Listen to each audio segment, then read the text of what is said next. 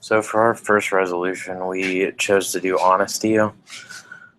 And so for CC Baxter, he should not have lied for his bosses with respect to their extramarital affairs.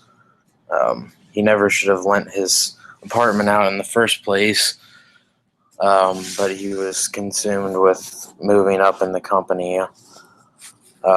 He should have let the company know about the unethical behavior that was going on and stopped it before it got too far, if nothing else.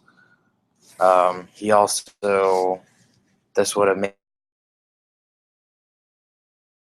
that were still there after he left. I'm assuming if the company had found out, that they probably would have fired him, as well as the bosses. As far as resolution number 2, Baxter moved up quickly in his insurance company because of the arrangement he had with the 4 bosses. Unexpectedly, he thought he was going up to Mr. Sheldrake's office just to get his promotion. And it turned out that Mr. Sheldrake had found out about the apartment being used for extramarital affairs, and he decided he wanted to get in on it.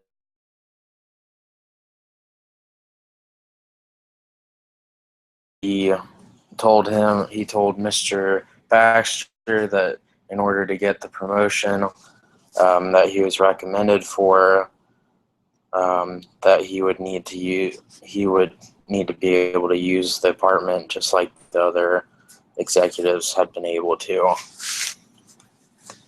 But Baxter should have worked harder and tried to find a way to get promoted and be noticed the right way, instead of using his apartment as a way to move up in the company. And in the beginning, the sharing of his apartment really apparently only affected him, but eventually things got too out of hand, and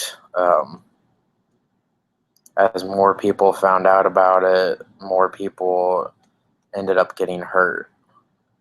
And especially Mr. Sheldrake's wife, when she found out that he had been having numerous affairs. Resolution number 3, sexual harassment in the workplace is a serious offense today and is not tolerated.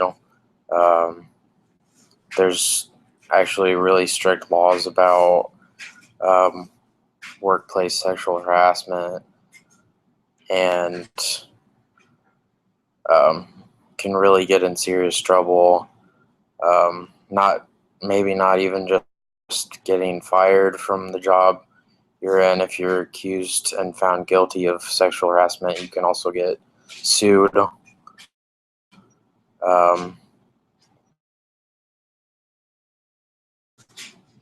And women that Sheldrake harassed and used should have reported him. They shouldn't have kept quiet. In those days, men were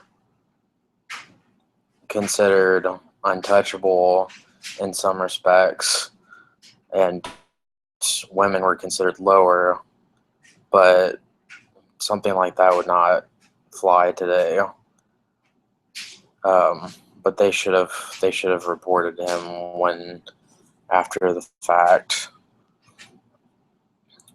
And Sheldrake would have been fired if the company had known about the sexual harassment and the fact that he was having affairs with numerous women around the office.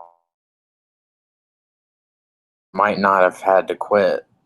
He might not have gotten promoted as high as he ended up, but he wouldn't have had to leave like he did.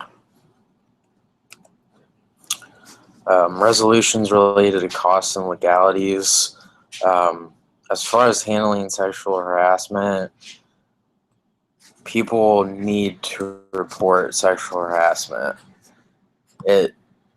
If harassment is allowed to continue in the workplace, it can cause a really unstable workplace, and it can really hurt whatever company it's happening in. Can also, whoever's being sexually harassed can sue in court depending on the circumstances.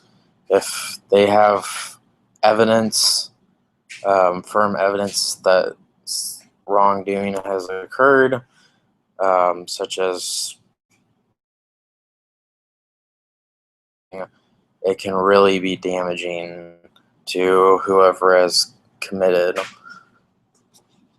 Even might not even have to have a sound recording. It might not even. Might only have to be witnesses that overheard something that was considered sexual harassment by the guilty party.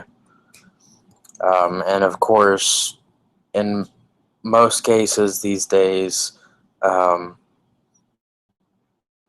sexual harassment would lead to termination of the accused employee, because companies don't want to be associated with sexual harassment. It's just not a good image that they want to be projected to the public. And one example from the movie was that Mr. Sheldrake had relations with several women that worked in his office, as I said before, and eventually he ended up losing his wife because of it. One of the women that he had relations with ended up spilling the beans to his wife, and I mean, he was never fired because of it, because no one ever reported it as far as the movie went, and he was never sued.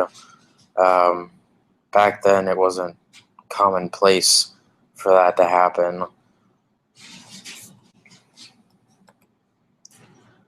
As far as final recommendations, we do not believe that employees should engage in behavior that involves favors in exchange for promotions. Anybody who has knowledge of that kind of behavior taking place, they should be able to report it, and they shouldn't have to worry about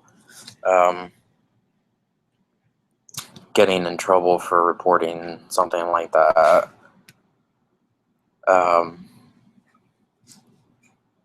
The kind of behavior can lead to employees getting promoted to positions they're not qualified for, and which can really hurt the company. And like I said before, it can lead to a really unstable work environment. As far as sexual harassment, cannot be tolerated in the workplace.